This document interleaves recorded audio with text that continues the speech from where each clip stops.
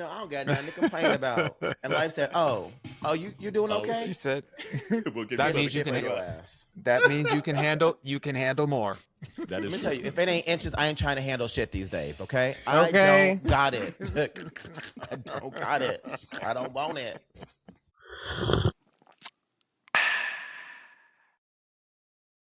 Hello, world, especially the Black people. It's your girl, Onya Nurve, coming from the 216 to 330, the queen of season 17. What's brewing?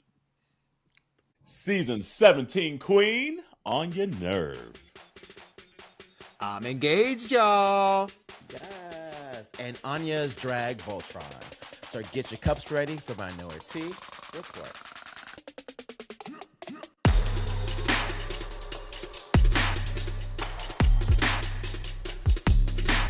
Hey, welcome to Minoritea Report. It is Auntie Carell. It's Auntea Dawon. And it's Auntie Jarrell. What it do? Hey, community. Welcome. Hey, And we by the way, told them go last for it. week that we had a special guest. So you already see on the screen. You already saw in the opening.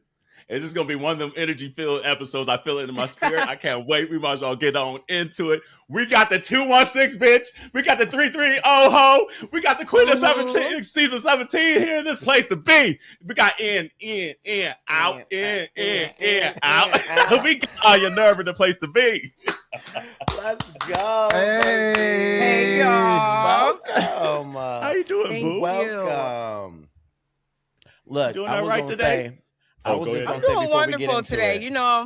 I always got a lot going on, but I have been so excited. Excuse me. I forgot to put on some blush, so I was looking for a little blush. I've been really excited for this we can relate. podcast. And it's been a busy day, but this has been the most exciting part of the day, and I'm excited to be here. I'm glad to Thank have you, you. baby. First off, We let me are. say two things. You're giving me some Meg Thee Stallion look today with this blonde hair and the eyeshadow and the pink as well, bitch. And it's giving. It Also, is giving. we can't wear another wig on this episode until we get one like yours because you Okay. Amen.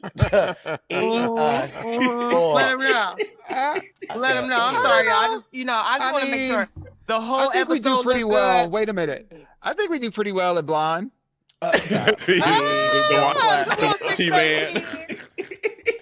Did you wear that to the premiere back in June for He-Man? Right. That's what you should have been in the movie theater with. All right, y'all. I'm I ready. know that's right. Sorry about that. And what movie is this? The what movie on is Tubi. this? The movie on This is Tubi. right, the You know Tubi. which one I'm The talking Tubi about. special. It's called that's called The Bayman. Look, don't play around because I turn the wig on you. Okay, look, you know how we do. Shoot, that's a versatile wig. Right. I know that's right. We've been looking forward to this episode ever since Dawon said, For a minute. "Ooh, guess who's gonna come on?" I was like, "Oh shit, okay, I'm here for it." Because we were so excited because season 17 was an interesting season of Drag Race, by the way. But we were like rooting for you the entire way. We're like, because every once in a while you just get a queen on these shows that you're like, they just get it. They just get it. And you were the one there just like, you just get it. You get what the show's about. You get to show all your talents, be like, okay, I know this is how I'm going to be able to excel at XYZ, whatever the episode is about, because I have XYZ talent to pair up with it. And it was thought through. It was funny. It was real. And you said, okay, I'm just going to win this thing. And it is what it is. And so, I loved it. It was almost like a slight underdog story to it as well that season, where we're like, hold on, how'd she get here? Well, bitch, if you've been paying attention, she's been excelling the whole damn season. Y'all hoes over here catting, and she over here excelling. So it's so dope to have you on. So thank you for taking the time out of your busy day to be on here with us. Of course. Thank y'all for having me. Honestly, I want to say it was refreshing to have you on that season and just honestly in Drag Race. So these two girlies over here, they OG like Drag Race girls. I started in 2022. So I'm just like, I'm slowly getting into, the world of Drag Race. Yeah. And I just love how fucking black your ass is. I really do. And I love that it is part of the core essence to your drag. It's not, let me do the things that is going to get the white girls to throw a couple of dollars or get them to be like, oh my God, my God, it's like, no, I'm a real ass bitch. I'm black as fuck. And so is my drag. And that's because that's who I know. That's who I am. And it was just something I really loved. And you won doing that too. And I really hope other black drag queens understand that you don't have to really do all of that to also be a winner on Drag Race as well. Meaning you got to be good. You don't got to pander. You got to be good. You got to be good. Absolutely, yeah. You got to be good. You got to be good. Let me say that one more time. You got to be You gotta good. be good. Amen. Because I will say, and we're not going to make this whole thing about Drag Race, but we got to acknowledge, the Ruta and the Tuta of it all. When I saw you and Meet the Queens, and that you were representing Cleveland, it spoke to my heart. I was born and raised in Cleveland, Ohio. I ended up growing up in the burbs, but your presentation, how you deliver, how you show up, felt like home for me. Being the first Cleveland girl to be on the Drag Race center stage, and the way that you showed up, the way that you presented yourself, the way that you interacted with the girlies, the way that you captivated Miss RuPaul Charles from day one. Obsessed with you. And I was too.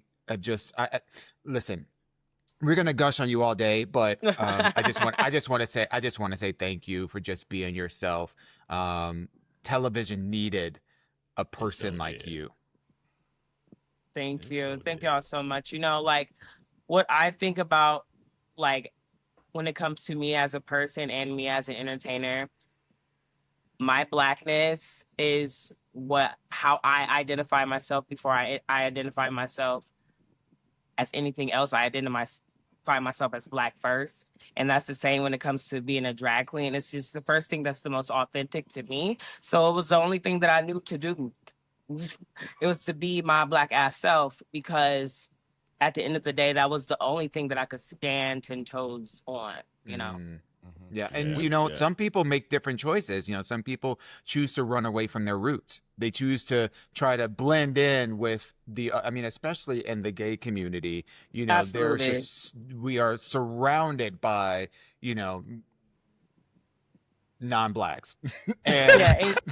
And like the tea is like, I'm not here to police how nobody chooses to be black. Right. Mm-hmm. But at the same time, you have to understand and take yourself out of yourself sometimes to be like, okay, baby, you've been code switching and assimilating to this culture enough. Mm-hmm. Especially when you're a drag queen, there gets to a point where enough is just enough. You gonna have to be your black ass self, because at some point that mask that you're putting on is gonna get exhausting. And so, like, what's the point? Yeah. What would you say if you think about, I'm sorry, what would you say when you think about like your journey as an artist? Because we all know that you are not just, the drag superstar that you are and the winner of RuPaul's Drag Race. Like, we know that you're above and beyond that. So, when you think about your journey as an artist, as a performer, as an entertainer, as, this consolidation of all of these multitudes, was there a point that you could pinpoint, this is a moment where I decided to step into who I am and what's at my core, and the blackness is at the center of that? Yes, I think there was multiple points in my artistic career where I can identify like different stages of my practice where I felt like this is something that I could do forever. I think for drag specifically, I started watching Drag Race when I got my first apartment, because it was a show that I wouldn't watch in front of it was just not a show that I would just pop on in front of a group of people. And before watching that show, I didn't even know what drag was or how it functioned in the world. And I think that I'm good at listening to like the universe, and there was something about the show that I was just so attracted to, and everything about what they did I could do and I've done, and it felt just so relative to me. And so I really just kind of became obsessed with the show. And also I dated somebody who was ironically a drag queen. So if it weren't for them, I wouldn't have been able to understand how it functioned in the bar, like learning that drag queens made tips. And I truly just became obsessed, and it just felt right. It just felt right. Yeah. And I, as an artist, as a painter, I've gone through the journey of graduating school, being an art teacher, selling work or not selling work. And, that whole like journey of just trying to sustain. And drag just came in my life at a time where I was able to do it and sustain, and it just kind of just grew from there. And it felt so right. That's what I was going to kind of piggyback on it. I was just like, because like I heard like you were almost like 27 before you even like really knew what drag race was. So like for drag, that's almost like a late bloomer, and it's just like you had a whole ass life before drag even came into the picture. So I was like piggybacking after Dawon, like what do you feel like set you up so well to pair with drag? Like was it the art skills? Was it like you working a certain somewhere? Was it the school you went to? Was it just Cleveland as a whole? Be like, man, bitch, Cleveland just set me up so perfect for this shit. Like, that's what I was kind of interested in, because like nowadays, especially with Drag Race been on for the last, 15 years, a lot of kids see it in like junior high and be like, oh, I want to do it that now. And so it almost forces their trajectory way earlier than having a whole ass life before choosing to go there. So like, it's like, what, like you saw the episode. So what before that really just set you up so perfectly to succeed in the drag world? I think what I say this all the time. I think what people forget about me is I've been doing this for a very long time. I mean, I've been putting on lashes and wigs for a long time, but I've been doing like hardcore community theater. And what I mean by that is like 2 shows a year, a 6-month rehearsal period. I was that kid that was just, I would go from school to rehearsal. That's just what I did. It's how I kept myself busy. I've been doing theater for 15 years nonstop. And around the same time I was doing theater, I was doing speech and debate in high school. I'm a state champion in speech and debate. So like I've always been used to getting in front of a group of people. Nerves done left and gone a long time ago. And I think that's another part of why I did well, is that bitches don't make me nervous. They don't make me quiver. And I am also a great performer. I know how to command the audience by just standing there. And it's just something that I've learned over time. And so when drag came in my life, I was like, yeah, I'm going to kill that, because it was theater, it was speech and debate, it was art all in one. So yeah. You know, it's so great to hear you see that, because when I think back to season 17, that's literally all I can see now. I'm like, oh, well, that makes sense. Like just how you even mentioned standing around, not having to do all the gimmicks, not having to do all that shit just to get attention. You can literally stand there and command a room. And that makes sense with the whole theater background. Oh, see, okay. And to save the body from aches and pains. Yeah, I think it really was beneficial that like I didn't grow up with the show, or I wasn't familiar. So I didn't go on the show trying to like overproduce anything. All I was doing was trying to be myself. And I think my moving to my beat really set me apart, because it wasn't like, oh my God, it was really like just me just like, oh, okay. Oh, you've been doing drag for 6 years? Okay, cute. And like just me hanging with the divas. But in the 3 years that I was doing drag before I got on the show, I would hang out with the old queens. You know what I mean? Like, and therefore, like, I learned the banter. I learned how to kiki. Like, I learned how to be the bitch I was born to be. You know what I mean? So that's right. I knew you were one moment that really made me be like, okay, I need to meet her. We're gonna be friends. It was that moment where you stuck up for Jules, and you're like, "You're not about to gang up on her, because what we're not gonna do is do this." And I was like, that's my sis. I already know. That's the shit I would say. That's something I would say, because it make no sense. It'll make no sense at all. But yeah, because in real time, like for me, it was like I know me and Jules was like beefing earlier in the season about that like jewelry thing, but that was also like that olive branch, like, girl, I know we was beefing, but I got you. I see the bullshit, girl. I got you. And so that's what it was for me. Like, I don't give a fuck if I was beefing with this girl before, like, y'all are being corny. And that was also the episode that Arietti wrote the message. So you can kind of see how I was standing 10 toes down for Jules because everybody was so upset with her with the order. I'm like, that's corny, because what I kept saying was you would have did just as bad as you did no matter where you were in it. Coming from a speech debater, baby. A bad speech is a bad speech. Okay. Girl. And it's also the full circle moment too. You can drag a girl and still love her at the same time. Because the way you went back to Lexi and be like, no, Lexi, no, you know I love you. But that was not cool at all whatsoever. And I was like, why can't people just understand? It don't got to be all that. We can call a spade. Yep. And we can go on about the business. And it's okay. And honestly, like when you being yourself, that's when the best TV is made. I feel like that's why I feel like I made great TV, because bitch, I wasn't thinking about nothing. I was calling it out. I was calling out what I saw. Maybe I accidentally stole shit. I accidentally fucked up somebody's shit. That shit was real. But I was just like, I was being myself. They loved me. It did. We definitely did. I know that for a fact. And we loved your song too. Okay. Thank you. I know these girls know the Rolodex of songs. Wore that shit out. Dawon wore that shit out. All them plays, half of them was Dawon probably. Facts. But again, just another way of just showing that you did your fucking homework. Or actually, you said you really didn't do too much. You just doing what you knew already what to do.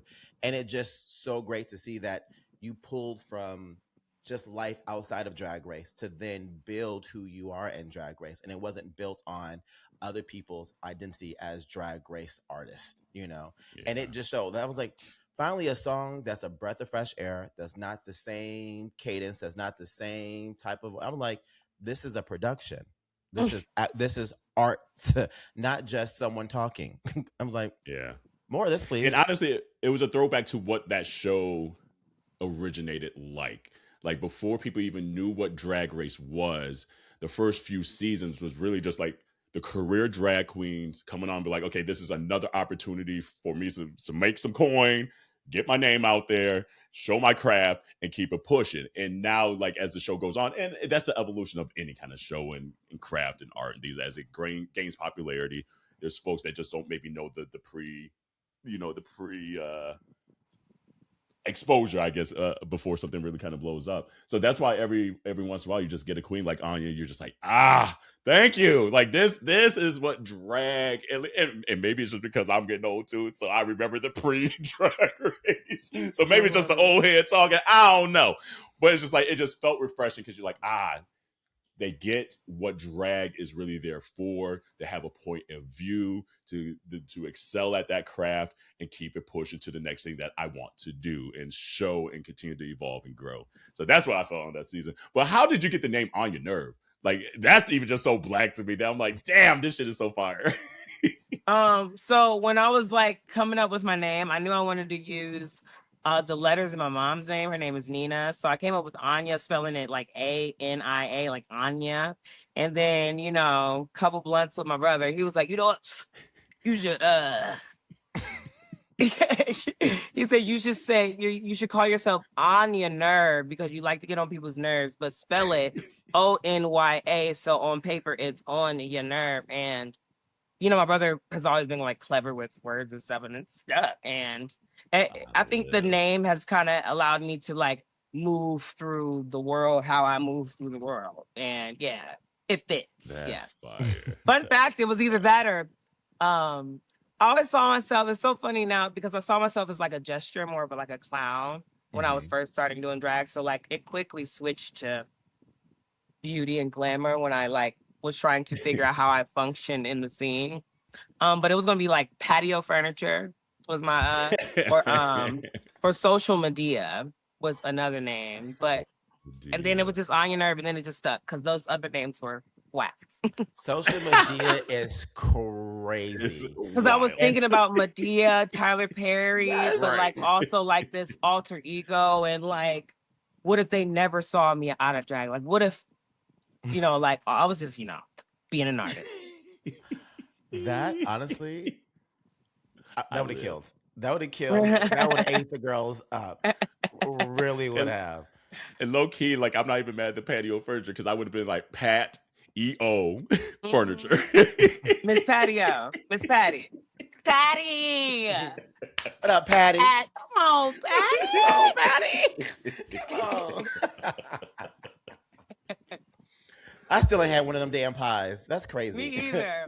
Me either. I have. But we know that video like it ain't nothing else. I was gonna say I heard they're sweet. They're a little too sweet. I'm not gonna lie. I love you, Patty. I live in Philly, damn it, but your pie a little too sweet at the Walmart. I feel like it might not be that sweet when she make it at the crib, but when they mass produce it, it's a tad sweet. It's good, but it's diabetes. So I guess go ahead. Oh, I was just gonna say, like, now that you're the winner of season 17, how in the last year maybe has your perspective? Because like I've just seen interviews where you're saying like that was my goal, like was to like win Drag Race. You do it like your first go around. It's like, oh shit, now I got to create some new goals and things like that. How has your perspective maybe of Drag Race changed since winning and just be like knowing like maybe the behind the scenes, like the eyes that's behind the curtain, and then how has your drag even evolved in the last year plus? Since the season has kind of aired? That is a great question. See why you're in this field. We do a little bit. I think drag has changed so much from what I watched when I started watching drag versus kind of like the drag in the industry right before I got on the show versus what it is now and what I expected my reign to be like versus what it was has been kind of like the craziest transition in my life. And what I will say is that I'll start at the end and how I feel. I'm so excited and so blessed that I have won that I've won RuPaul's Drag Race season 17, because I don't think I have it in me to prove myself as a drag entertainer if I was not to win. And I look at, my sisters and how hard they work and like how it's hard to work out here. Like basically what I'm saying, if I didn't win that show, it would be hard for me to get bookings and hard for me to get work just because I'm Black and I wasn't a finalist. You get what I'm saying? And so I'm very blessed to have won that show because I'm not a Corey King. I'm not a Lana Jarrett. You know what I mean? So I really would have had to put the pedal to the metal if I didn't prove it the first time. So I feel very, very blessed. Now, with that being said, I think I felt like I was supposed to be celebrated more. I felt like I let fans down or I didn't do what I was supposed to do. But I think what people don't understand is that drag and Drag Race is not what it was season 5, season 8. Like the money that was being poured into this industry is no longer what it is now because it is so popular. And I think that people don't get that. And I think that I had to understand that quickly. And I had to realize that since I did win, I got on that show to do the best I could, and I left as a winner. And now I can officially press that reset button and on my life to figure out what is next for Onya. And versus how my drag is now versus what it was on the show is I was 3 years into doing drag then. So it's getting better. It's getting more fine-tuned. I'm healthier. I've been sober since October last year. Like I'm growing I get emotional because I'm growing as a person.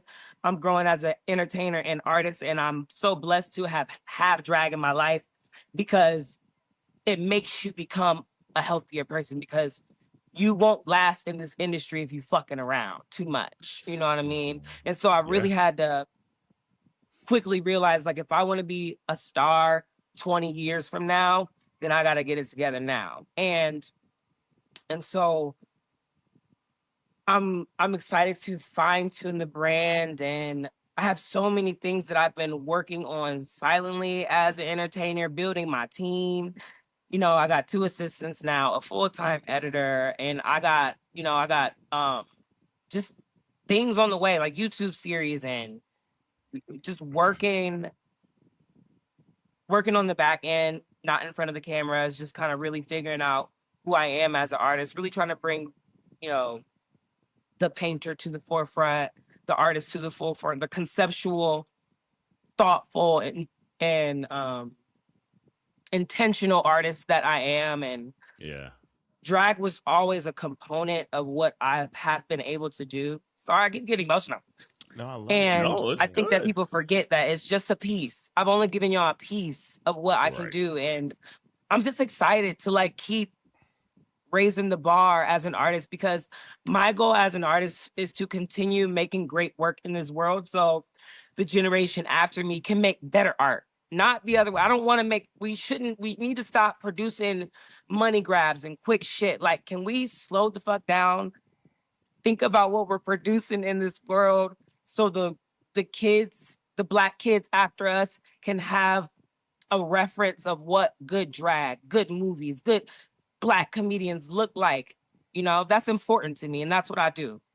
So that's what I'll say, that that's what I'm doing.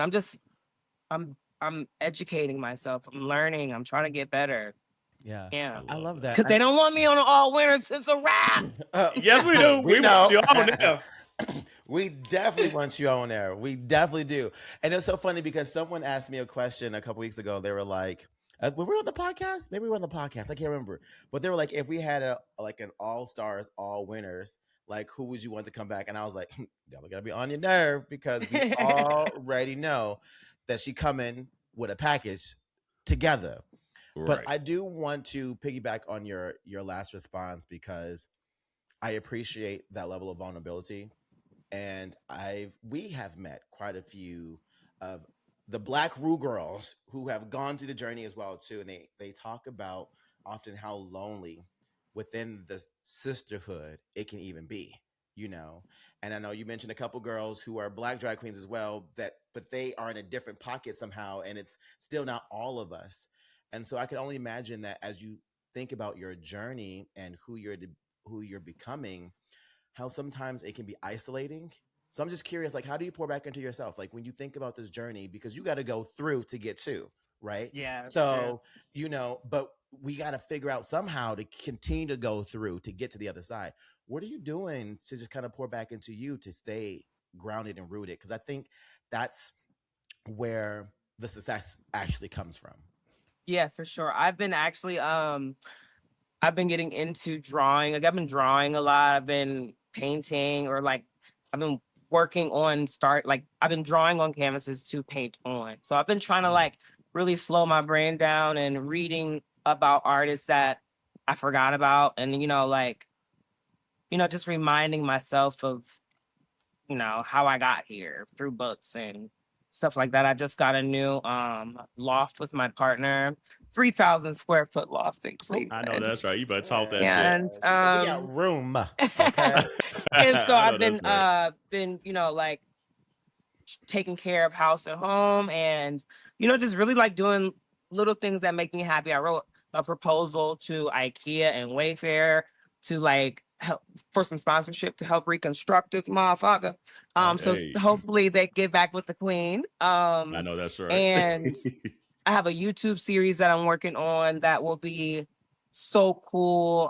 It will include everything Black, puppets. I'm getting a puppet made of Onya Nurve, and it's just going to be so cool. And that, like, when I talk about great art and producing things that people actually want to see in quality, the YouTube series that I'm working on and is one of those things. So I'm really excited to get crazy and really show y'all who I am, because I feel like I said, y'all only got really a piece of me. So a sliver. And I love that mystique. I've always wanted to remain kind of a mystery, because I've always held my cards close to my chest, and I can do a lot. And so like I don't ever want to like give it all. You know, so We about to get Kiki Palmer 2.0 over here. It's giving Oh, Tia amen. Tamara. Okay, we about to it's I your live girl. girl.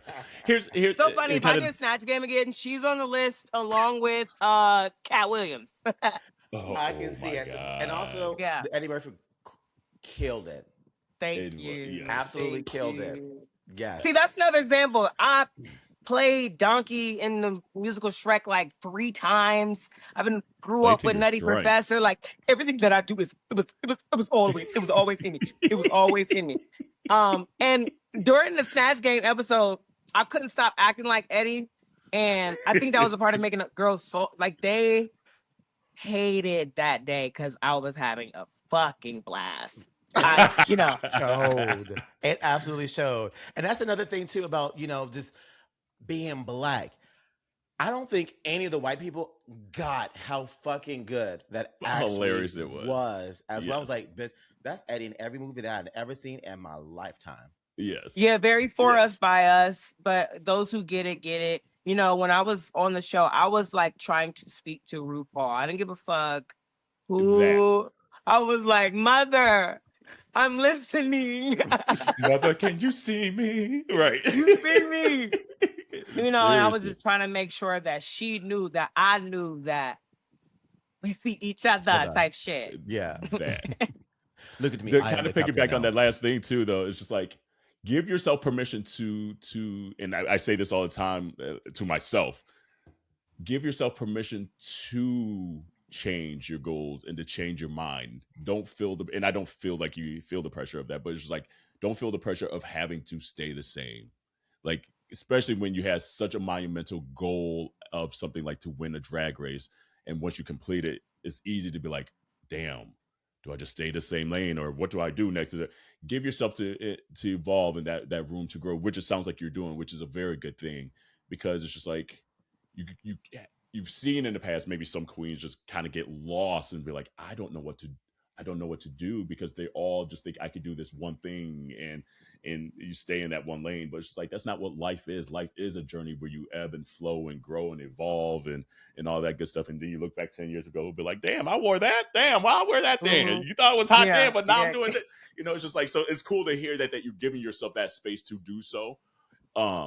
Because a lot of people maybe get a little afraid to give themselves permission to change their goals. You know, it's like you get so tied to one thing for so long that it's just like you get scared to be like, do I even have the permission? Yeah, you got the permission to do what the fuck you want to do.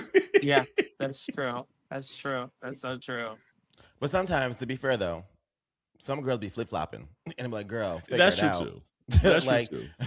You can change some goals, but if you changing your goals like you changing your draws, well, hold on, because some people don't do that. Right, what's another metaphor? I mean, but you get where I'm going. I get where you go. I get where you go. Who would you want in an all? Oh, sorry, Dwan. I see you about to ask. Go for it. Ooh. Oh, girl, we can't even hear you. We can't. Yeah, we can't hear you.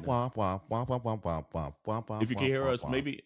Because I know you said you couldn't see some of the picture in the text too. So maybe hop off and hop back in real quick. Yeah. And while Dwan's doing that, who would you want in your All-Stars, all winners, if they were to do another season? Because it's been a little bit now, because that was All-Stars 7? Somewhere around there. And so it might be next year or the next year after that where they might kind of do another winner season. Who would you ideally want to compete against? I would want Sasha Velour. Ooh. I would want Sasha Colby. Ooh. I would want Aquaria. Wow. Simone. Zahara. Bonet. Yeah. Okay. Ooh, Bob, if she want to run me that. And and Violet also, if she wants to run me that. And let me not forget my sister, one of the most talented queens ever, Evie Oddly. Let's throw her on in there. I think that's my top for sure. And the cool thing about me doing all winners, I would literally just be so excited to have fun and like just just be crazy. That's a cutting up ass cast though, alone. Yeah, it Stop is. cutting It up. is. Like, Yeah. production gonna hate to see y'all coming because they're like, slow down. Like, say that for this one. They gonna be trying to edit the fuck out y'all. Hey, Dwan, we can't. I see your mouth moving, Dwan, but I can't hear you still, love. Is your mic on mute potentially? Like, I know you had turned it down, maybe. No. Damn, she got a new mic, and it said, I got that new mic, and that new mic's like, That's when you know you're packing. When you packing to Paris, you're going to France. The mic ready to move to France too. So is. If all else fails, Dwan, maybe just hop out and then just use your AirPods.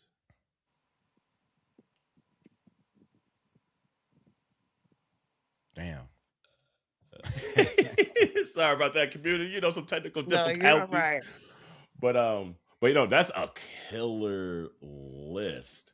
And here's like, from your perspective, and I'm curious because like there's some queens that like, I mean, Drag Race has done quite well for them, like the Trixies of the world, the Bobs of the world, the Monets of the world, where some people have the perspective that if they went back on to do like an all winners, there's not much for them to quote unquote gain. From your perspective as being a winner, do you feel that you could almost become bigger than the show, or it's just like, no, like that's just another notch of just something fun to do that just helps elevate the career? I feel like it is something that like it does give you like another round of a push of gigs. Just, you know, since the show is happening, there's another like surge in gigs that will happen. I feel like that's a big motivation. And you know, but I do feel like if you feel like you did everything you needed to do, I can understand not wanting to do it because you do have to spend money for the show. But also I just think I enjoy drag so much, and I love doing it. I loved filming TV, so I would do it for that. You know, it would be for me always. You know, like, yeah, I would do it. I would do it. Yeah. And you got to think, like, when I got ready for the show the first time, I didn't like. It was such a rush. You know, like getting everything together, and I feel like this time I would have that edge of, you know, I did it before, so I would know what corners I can cut, what, you know, what I look like on camera, and you know, I would feel more sad, and so I would want to just feel what it would be like to do it again, knowing that I've done it already. Is there another competition show that you would be on? Because, you know, there's one other reality TV show that I would do. There's no other reality TV show that I want to be on besides RuPaul's Drag Race, and that is Survivor. Really? I recently auditioned for season 53. Cross your fingers, y'all. I really hope they call me. I want to be on that show. I put in a wonderful audition, so hopefully they call me. Yeah, I really want to get on Survivor. Yeah. Ooh, girl, I couldn't be outside like that. Me either. Not with really. No, ma'am. No. We said it forward and backwards, okay? Too many mosquitoes. I'm like, you know what? I vote myself out. I am going home. There ain't enough off out here for me. Yeah, I started watching Survivor the same time I started watching RuPaul's Drag Race. So it's like I think about those shows in the same way. They mean they're so important to me. I've cried, laughed, and done all the things on both of those shows. So I love it so much. Okay, we're gonna put that out there. We can hear you, boo. I might actually watch a full season now. Cause if I was on there, baby, I will wake it up. Nah. I was thinking you were going to say Traitors because I could see you eating that competition all the way up, because I don't think that people would know how you are going to play the game. And I think that you can come in and just whoop the dolls and they won't even know you're coming. True. I think the only reason why I don't like Traitors is this idea of going on there as a drag entertainer. I don't want to go on a show where, like, for me, Survivor is for Justin. Yeah. And for, you know, like, I don't want to do this quasi Anya thing where, like, I'm coming in some fabulous, almost out of drag outfit. Like, no, I want to be in normal clothes and act like a normal person, just like everybody else. You know what I mean? Yeah. And like, Yeah. I also don't care to be on TV with people who have been on TV before. Like, it's just something very dishonest about that to me. I don't want to make TV just to make TV. That's just, I'm not that, Yeah. you know. Yeah. What's on your bucket list? Like, what are things if you could put that out there in the universe, Oh, no yeah, matter let's how claim big it. or small? Let's claim What are some things that are on your bucket list? I want to go on a real vacation. I have never done that. Where we I want to go going? somewhere like somewhere in Asia would be really Okay. cool. That's on my bucket list. I want to. What else is oh my god. You're speaking to the universe right now. Make it good. I know it's like everything that I want to happen, I know it's gonna happen. So I also want a farm. I want land. Yeah. I want a Tony. I will get a Tony very soon. I know that's gonna happen. I want to get on Broadway, Yeah. y'all. I want to get on a Yeah. I mean, major You could see television that. The show. truth is, Absolutely. you should have been, and they fucked you over. Excuse me. I'm gonna carry that. Yeah. For, you know, they Yeah. they had you all the way fucked up on what they were asking for, and the little they provided you with. Just saying. Yeah, you know, and I know the universe paused that because she was like, you got something way better. Yeah. And let's Yeah. hold on. And so like since then, you know, Kinky Boots allowed me to hone my skills that I wasn't able to practice because of drags, you know? And so doing Kinky Boots and that rehearsal process allowed me to remember what I was capable of. And that's the most beautiful part about it. Cause like, damn, I'm really like, I can do it. I can do it. Right. And so I'm really excited. Yeah. Sure. Okay. How much of Justin shows up in the way that you perform, and then conversely, how much of Anya shows up in the way that people experience Justin? I feel like they definitely play off of each other. I don't know if you guys seen me perform like in real time, but Well, yeah. the way I perform is here's how I see, you know, like here's the artistic part about Anya, you know, like gender is performed, you know, like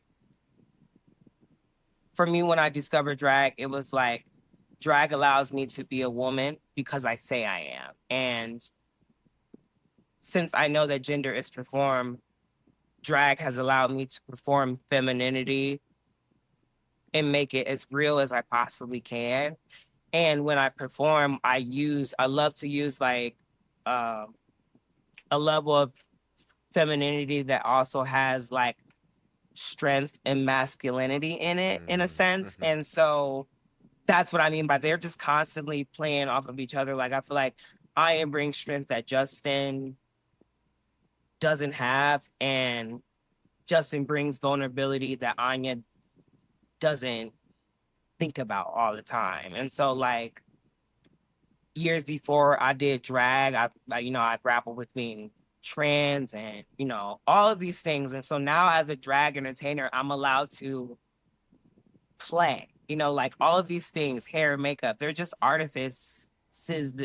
They're tools that I can just put on my body and make it whatever I want. And so I think that when I think about drag, it's just real to me.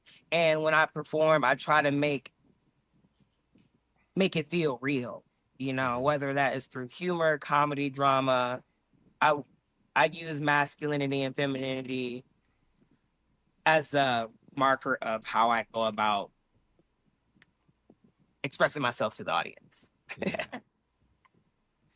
Does Nerve have a drag family? Meaning, are there little nerves out there running around? We There know, are, we know, yes. we know, Little nerve endings. There are, yeah. we know we got Papa Nerve out there. We know we got Papa Nerve. My kids, I have two daughters, Aria Fuego and Bia Jewel.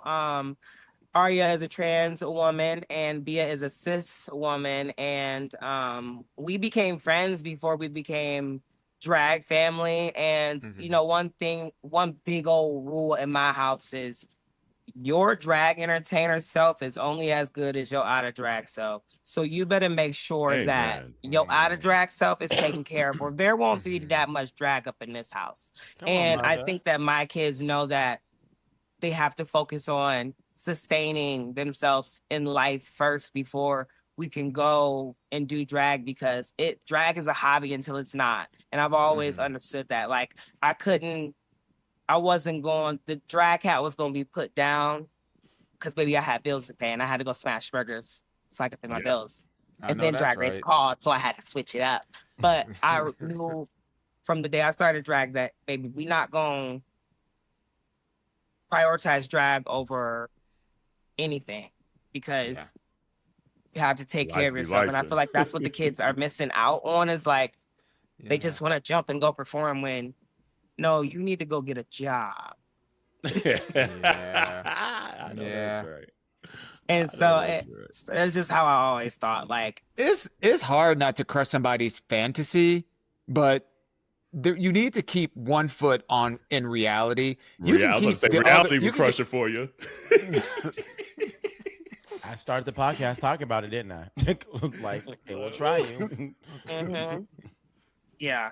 And so like I said, I've always drag called me at the time when I was not going to quit drag, but had to shift my focus so I could make sure that I was sustaining myself and take care of myself mentally. I couldn't just give all myself to drag. And right when I was like, I'm one audition in, if they don't call me, what is what it is. I auditioned in a couple more years, but girl, they called me. So I was like, oh, I guess we're going to be doing drag for a little bit longer now. I know that's right. I have a very, and this is a question that I always say I'm going to ask whenever we have a Ru girl on here, and I always forget. When you're on set, because I just know how I am, and this is where this question is coming from. When you gotta pee and you sitting there and Ru's asking you questions, what the is it set times that you can only go to the bathroom? What's on the that protocol? Set? Exactly, because I just be knowing when that pee spirit hits you or that boo boo spirit hits you, it's a wrap. Also, low key, when you tuck, you can't just slide the panties to the side. So okay, so I feel like everybody is different. For me, I would use the bathroom as much as I could before I put on my body, right? And then once I am fully bodied, I'm not drinking much water. I'm not drinking much fluids. I know it's important to stay hydrated, but I just be like, I'm cool. And I don't like being offered food. I don't like being offered too much. Let's get to it. Let's go. So after we done, I can get this off. I can really pee. I can really eat and feel good. I don't like eating and doing too much when I'm in drag. Give me 12 minutes. When we done, give me 12 minutes. You don't want to eat. I'm like, girl, I can't eat no burger and all this. It's showing untucked and everything, all the girls drinking and everything. I'm like, girl, I could not. Yeah, and I wear a lot of body, or I did on the show, so there wasn't just taking it off. Like a lot of the queens don't wear that much body now. Right. So it was easy for them to go. No, they need to watch this. And some of them need to have somebody. How about that, baby? And do. Yeah, I think that every season when they're like, oh, untucked, and they come out there with their little drinks and everything and eating popcorn, I'm like, bitch, I could not, because I just know. It would be a wrap for Carell. And once you start feeling that, I'm not concentrating on shit else. I ain't hearing what Ru telling me. I ain't hear Michelle saying you ain't got a family resemblance. I ain't hearing nothing. All I do is pee. Let my ass go and pee. Yeah. Was there something behind the scenes even on the stage like that surprised you once you were there, that from watching the show, you're like, oh, you have one perspective, but then being there, you're like, oh, this is completely different than I thought it was going to be in the moment? I think it's just the long days. You're on set for 12 to 14 hours a day. And it's just like it's like going to jail. It's like once you go in the building, you don't really have much control over like what's going on. So I think it was the fact that like the surrender is what I didn't know. Like the whole like I have no control. Like I think that's what surprised me the most. Like knowing that like I really just had to just like kind of let it go. And I felt like an elementary school student. Like, can I go to the bathroom? Catch a bubble. It's like, damn, I'm not grown here. I am not grown here. You know what I mean? Like lunchtime, yay! You know, like it was different. When it was all said and done, and you're back in Cleveland, it's I now known that you won Drag Race and whatnot. What was the reception like back in Cleveland? Like, how did your relationship with Cleveland, the community that you have there, and the community that you worked with there, how did that evolve in the aftermath as you return back to regular life?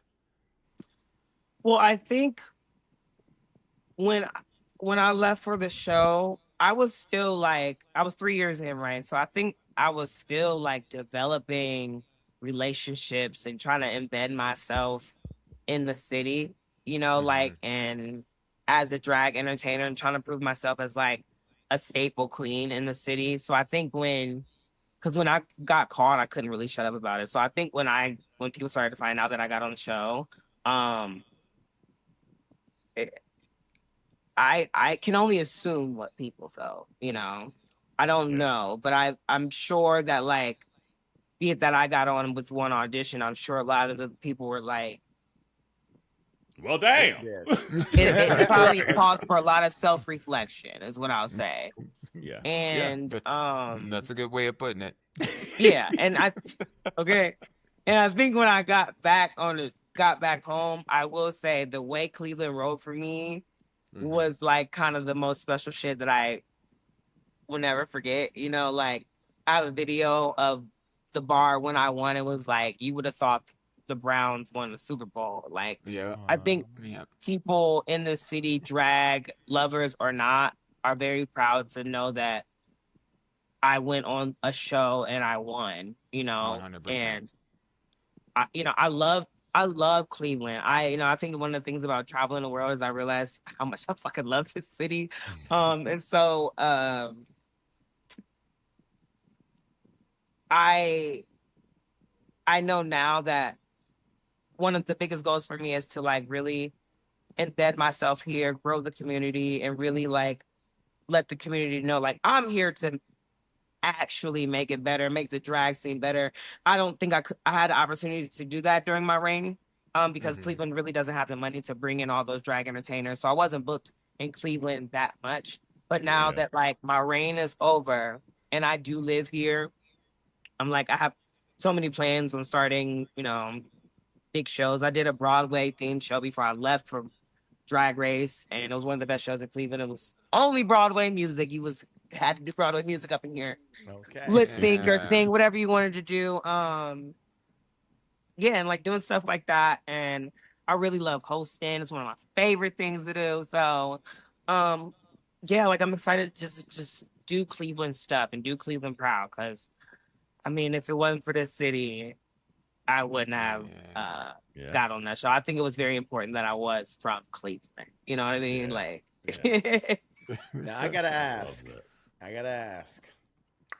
So what's the sisterhood been like as of lately, since the season? Because, there were some characters on the show and we've gotten to see how they've been acting out in real time. And I'm like, girl. But like, are y'all close? Are you like, I saw you hanging out with Lexi. Y'all was smoking them blunts, them joints the other day. Yeah. Okay.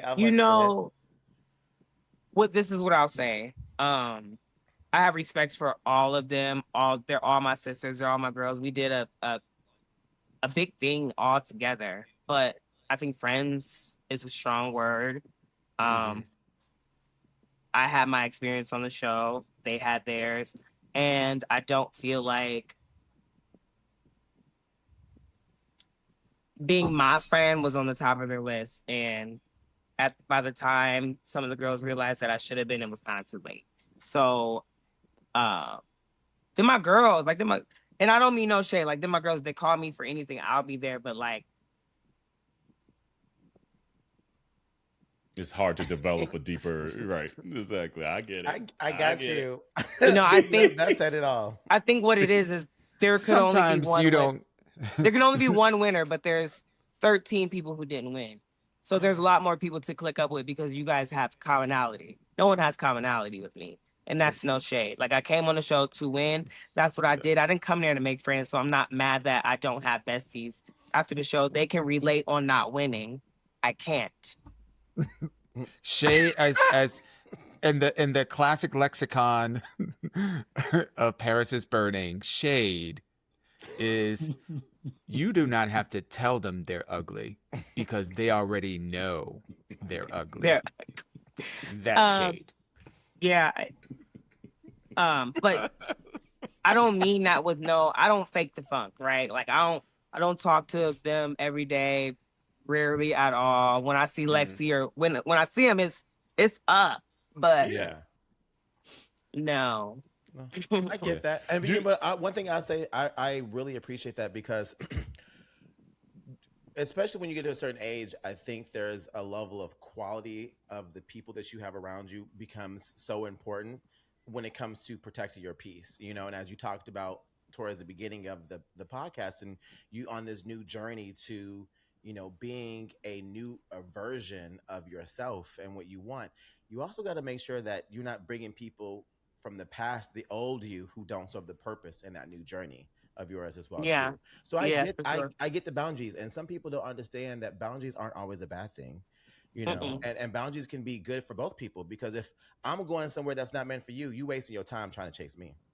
For sure. It's like, for me, the social game on the show is the hardest thing for me. Like, one of the things that I recognized, one of the quickest, is that it was hard for me to make friends. Like, them bitches wasn't featuring me at all. Rightfully so. Like, I was competition. But threat. don't change that energy now. You know what I mean? It's like, I was hurt by the lack of friends that I got on the show. So I left with that impression. So I don't, like, that bridge has been mended, but there was some wounds there, you know? So I can't sit up here and say, like, for me to be my homie now takes a lot of effort. And so. I get that. Yeah. But, you know, like, I think you got 3 friends sitting right here. Hey, man. Okay. and we ride from you. We rode from you from the minute that you showed up on the screen, the minute that we heard you was from 216 to 330, the minute that you did in, out, baby. We knew from jump. So yeah, that episode will live. Like, there's just certain episodes that just like live in your brain of just a drag race. That's gonna be one of them probably forever. We're like, man, she did that. Yeah. It was just so black and ignorant and everything. It was amazing. Everything. It was just so real.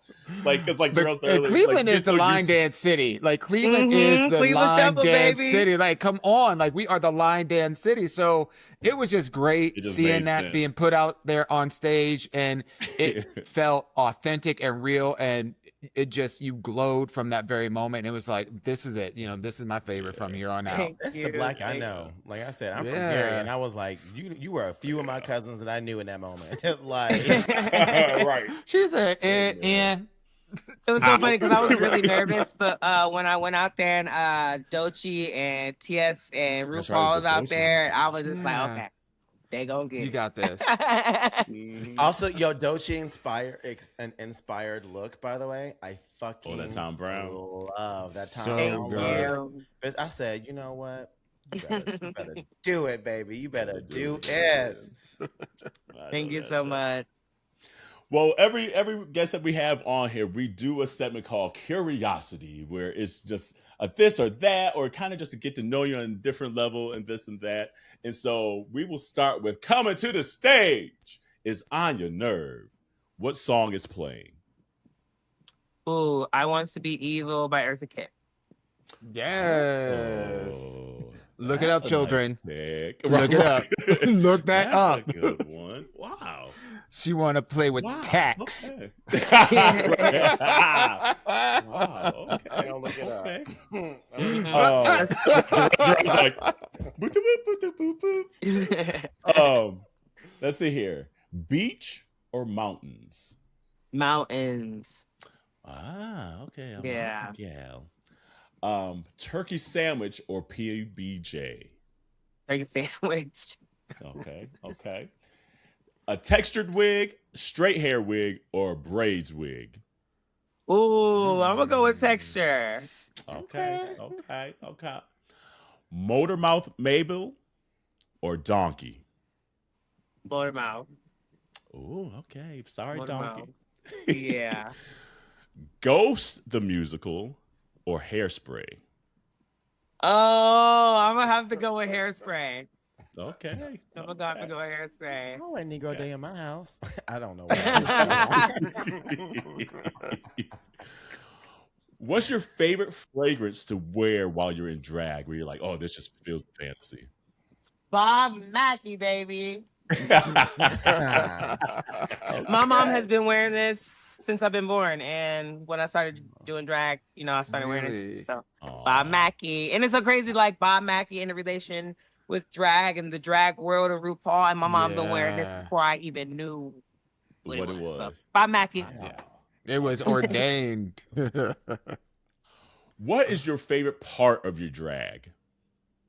Oh, I think getting in drag, the transformation, the sitting down, putting on the cap and shaving my face and the lashes, the whole transformation.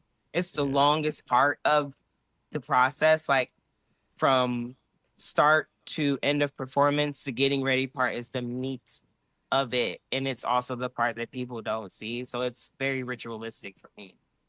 I'm assuming you got a playlist. I was gonna say, I'm assuming. No, I watch a lot of TV when I do drag. Oh, okay. Yeah. All right. It's giving, intro sequence to Tu Wong Fu to me. Like the lipstick, putting on the shoes, buttoning up the corset. Yeah. I love it. What were you watching today when you got into drag? Baddies. No, that's it. That's a Cleveland girl. I was going to say that's a Cleveland girl. Here it is. As a Black entertainer, Baddies allows me to see where we are as a culture. Like it or not, I learn about and continue to learn about Black culture through this show. Like the fiercest, the way it inspires my drag is uncanny. I can't help it. Yeah, it's my Baddies. Yeah. and the fights are fire too. Black it! Oh my mama! Sorry. I'm sorry. Look. No, this is the right place for it. Right place for because my man is French and he doesn't understand when I'm in the morning and I'm scrolling through like Instagram or whatever and I hit on that algorithm of fights and it's just like I'm just watching like I'm not a fighter. Okay, let's be clear. I can throw down, but I'm not a fighter.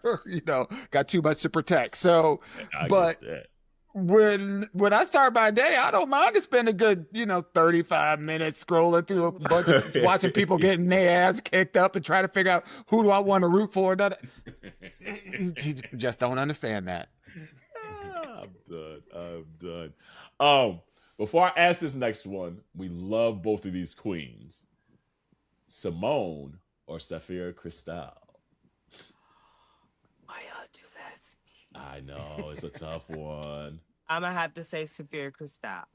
Okay, hey, Philly stand up. She inspires me a lot. I've learned so much about what it means to be a great drag queen through Sapphire. She became my drag mom when I met her in London. And so she's my drag mom, if you can't tell. She's got an amazing voice. Yeah. Yes, she does. She does. Yeah.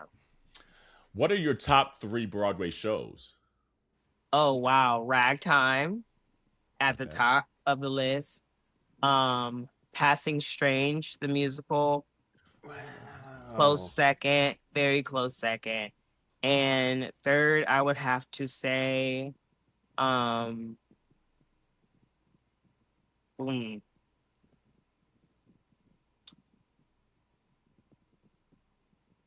really love.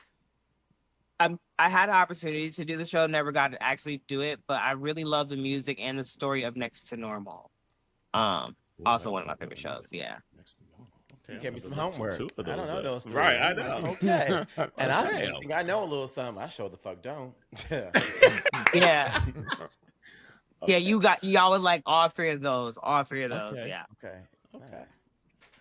We ask every drag performer what we're gonna do is create like this. We call it a Voltron, but we found out that ages ourselves. So a Megazord, if you know Power Rangers and shit like that. And if you don't know that, I don't know nothing even more current. I do. I do.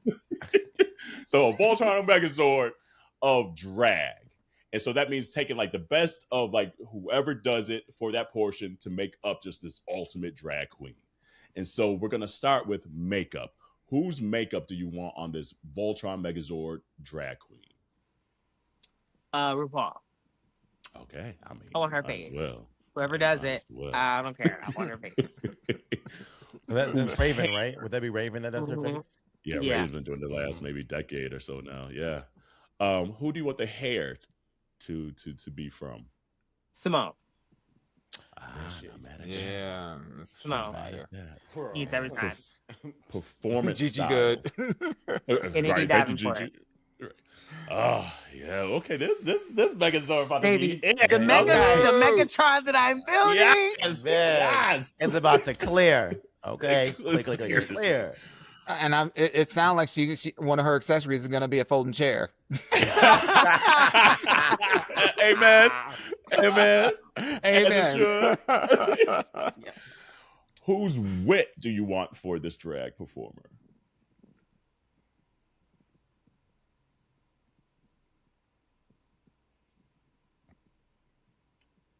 Jinx Monsoon. Oh, Can't go back. okay. Not mad at that. It's either her or Bob, but I think Jinx has a way of going above people's heads and around it and people not understanding. And I love the whimsy of her. So I think I want her. Yeah. Okay. Her wit.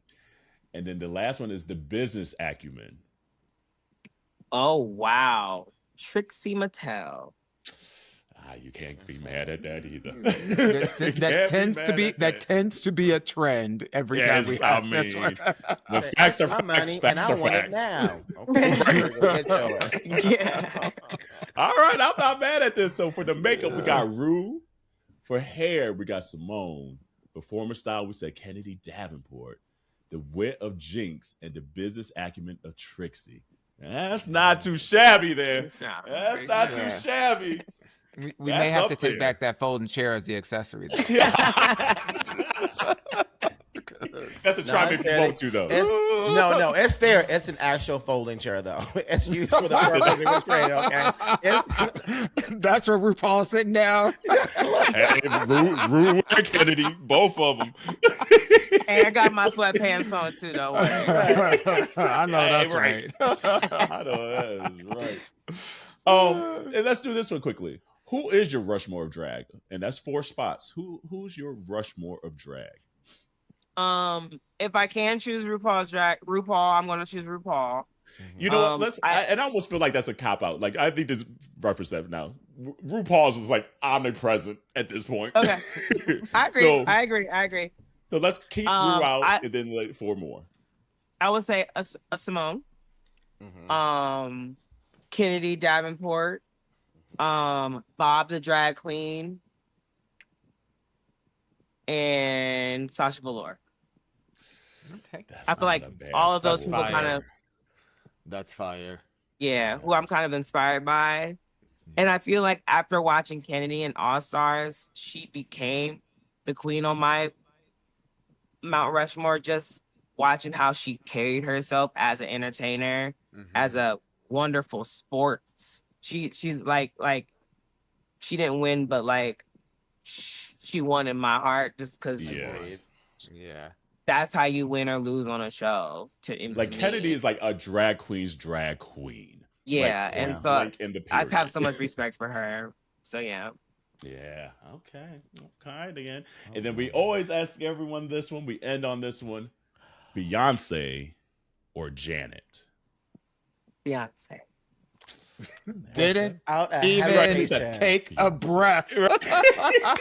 Only because I couldn't. If I said Janet, it wouldn't be honest. I didn't really grow up with Janet, so I got to do more like Janetizing. Yes. But No, Morning Dew got me in a chokehold. Maybe Babe, the remix. the The remix. remix. The way I've been shaking ass a lot. Hey. Hating on my bitch. Hating on my wrist. Oh my God. I'm here for it. Oh, yes. The remix is on repeat right now, and it's driving me slightly bonkers. I'm like, Carell, if you listen to this damn song one more time, but I can't help it. Woo, Lord. Anya, we appreciate you. We love your spirit. We love your energy. We love you. Continue to just be you. Like, we know that maybe sometimes going on some of these shows, there's maybe these expectations that we have of like, man, we thought we were going to get this kind of a praise or this kind of reception. Even if you don't get what you think you want or deserve, know you got at least 3 right here. I'm sure a lot of the listeners too, Absolutely, that are supporting you and see exactly what you're doing. So Absolutely. don't get bogged down by that by any means, because the folks that get it are getting it and are like and love it for you hard. and love it too. Exactly. Let me say that. Thank Absolutely you so love it. much. Yeah, So much. absolutely. Yeah. Seriously.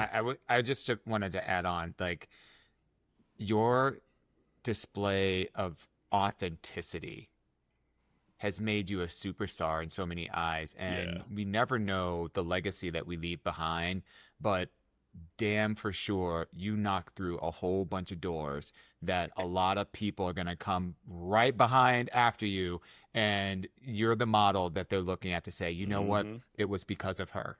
So thank you for being you. I believe it. I truly do. Thank y'all so much. Thank y'all. So anything you want to tout? Oh, go ahead, Jerome. No, I was gonna say it's just it's such a subtle way of just reminding folks that everything ain't for everybody, and that's okay.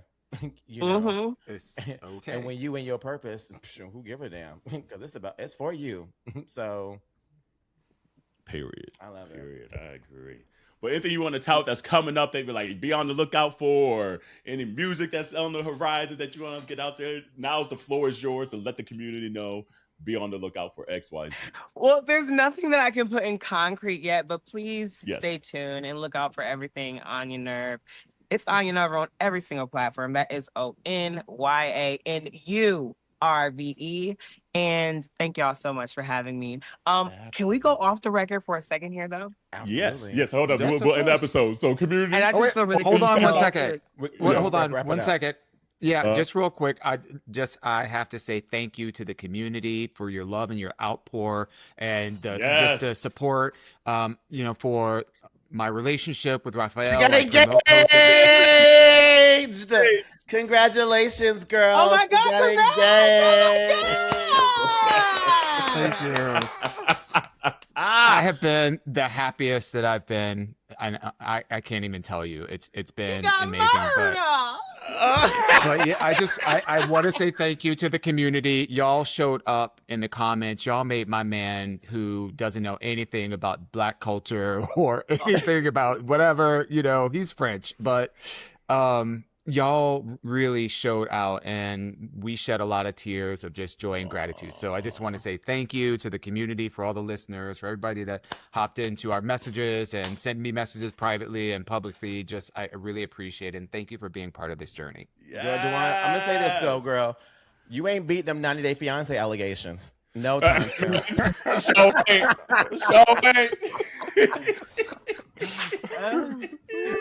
I love it. He said, I got a visa, but I want citizenship. Okay. Amen. It's like I said, I manifested this. Absolutely. That's right. Oh, yes. Congratulations, boo. Thank you. It was the first thing I saw that morning. I looked at my phone. I was like, hold on. Like, it's like about to sleep out my eye, Biggie Smalls and all that. Like, I was like, oh, hold on, shit.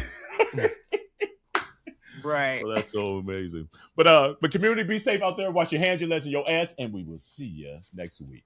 Bye. Bye. See y'all.